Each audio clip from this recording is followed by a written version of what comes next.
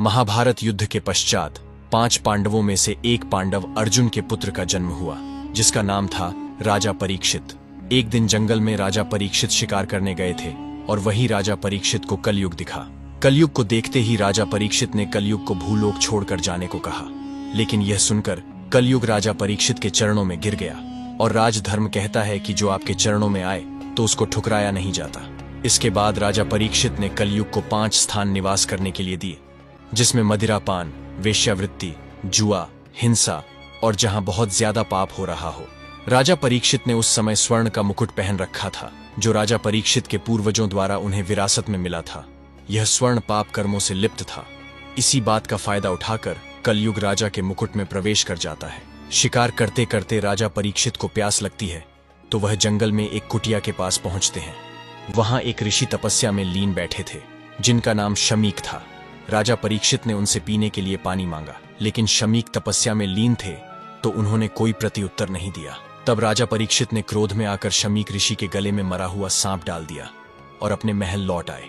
थकान के कारण राजा परीक्षित सोने के लिए गए तो उन्होंने अपना मुकुट उतारा। मुकुट उतारते ही उन्हें आभास हुआ कि उन्होंने बहुत बड़ी गलती कर दी है। पश्चाताप के लिए राजा परीक्षित ऋषि शमीक की कुटिया के पास पहुंचे, लेकिन उनके पहुंचने से पहले ही ऋषि शमीक के पुत्र ऋषि श्रृंगी वहां पहुंच चुके थे। ऋषि शमीक के पुत्र ऋषि श्रृंगी ने देखा कि उनके पिता की गले में मरा हुआ सर्प पड़ा है, जिसे देखकर वह बहुत क्रोधित हो उठे और क्रोधित होकर उन्होंने यह श्राप दे डाला कि जिसने भी यह कुकर्म किया है उसे आज से ठीक 7वें दिन तक्षक नाग डसकर मृत्यु लोक पहुंचा देगा।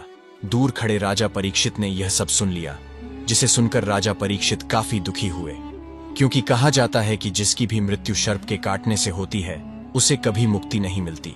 इसके बाद राजा परीक्षित को कई ऋषि मुनियों ने मिलकर लगातार 7 दिन तक श्रीमद् भागवत गीता का पाठ पढ़कर सुनाया, और उसके बाद राजा के सप्ततल प्रसाद महल की सुरक्षा को बढ़ा दिया गया। लेकिन उसके बावजूद किसी तरह तक्षक नाग महल में प्रवेश कर गया और राजा परीक्षित को डस लिया। जब राजा परीक्षित के पुत्र जन्मेजय को ज्ञात हुआ कि उनके पिता की मृत्यु तक्षक नाग के डसने से हुई है, तो जन्मेजय क्रोधित हो उठे और उन्होंने सर्पों का नाश करने के लिए सर्प दमन यज्ञ शुरू करवाया।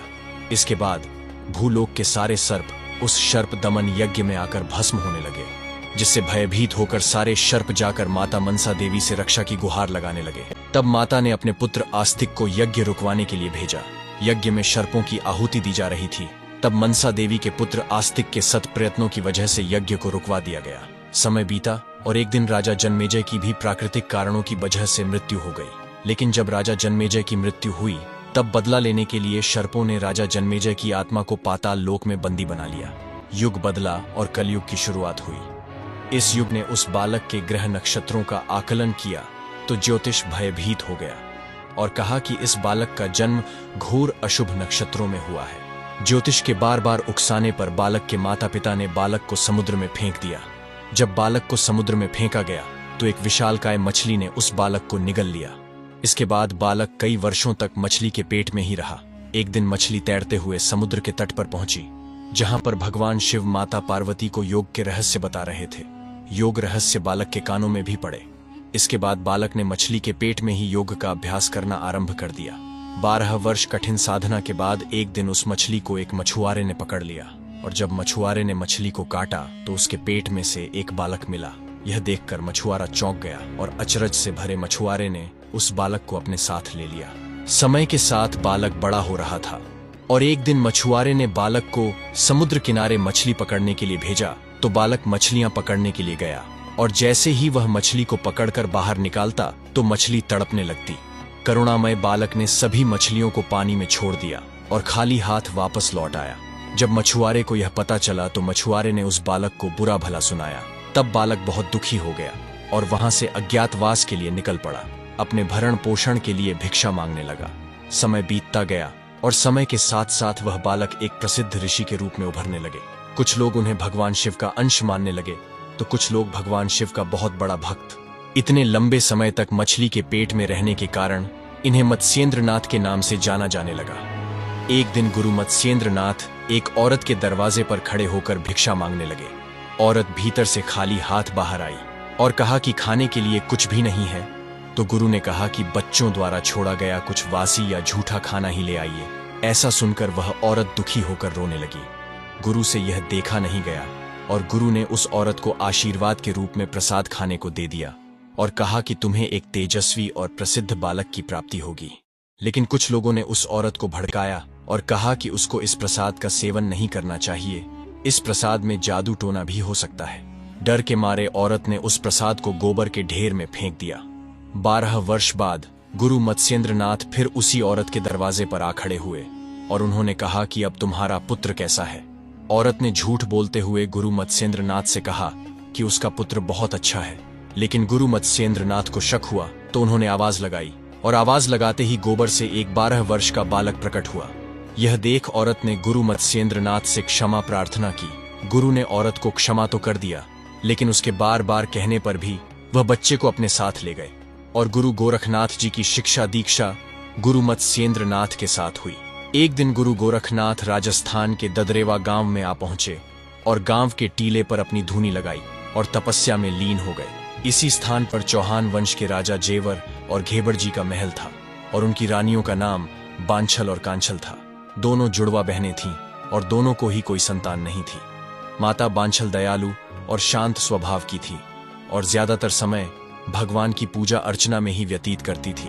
किसी ने माता बांछल को बताया कि एक टीले पर गुरु गोरखनाथ आए हुए हैं, तो माता बांछल दौड़ते हुए गुरु गोरखनाथ के डेरे पर पहुंची और गुरु गोरखनाथ को प्रणाम किया, जिसके बाद माता रोज सुबह उठकर गुरु गोरखनाथ की धूनी को साफ किया करती और गाय के गोबर से लीपा करती।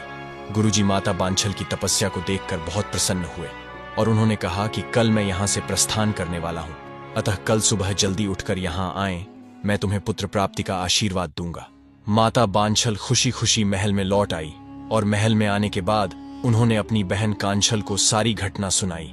यह सब सुनकर कांछल के मन में ईर्ष्या उत्पन्न हुई और चूंकि दोनों बहनें जुड़वा थीं और एक जैसी दिखती थीं, तो इसी बात का फायदा उठाकर माता कांछल माता बांछल से पहले गुरु गोरखनाथ जी के पास पहुंच गई और गुरु गोरखनाथ जी ने माता कांछल को आशीर्वाद के रूप में प्रसाद दिया और कहा कि तुम 2 वीर और पराक्रमी पुत्रों की मां बनोगी। और गुरु गोरखनाथ जी ने वहां से प्रस्थान किया। जब माता बांछल धूनी पर पहुंची तो उन्होंने देखा कि गुरु गोरखनाथ जी प्रस्थान कर चुके हैं, लेकिन माता बांछल को पुत्र प्राप्ति का वर चाहिए था, तो वो गुरु गोरखनाथ जी के पद चिन्हों का पीछा करते करते कई मीलों की दूरी तय करके उनके पास पहुंची। गुरु गोरखनाथ जी ने उनका पीछा करने का कारण पूछा तो माता ने उन्हें आशीर्वाद देने की बात कही। यह सुनकर गुरु गोरखनाथ जी समझ गए कि कांछल ने माता बांछल के साथ छल किया है।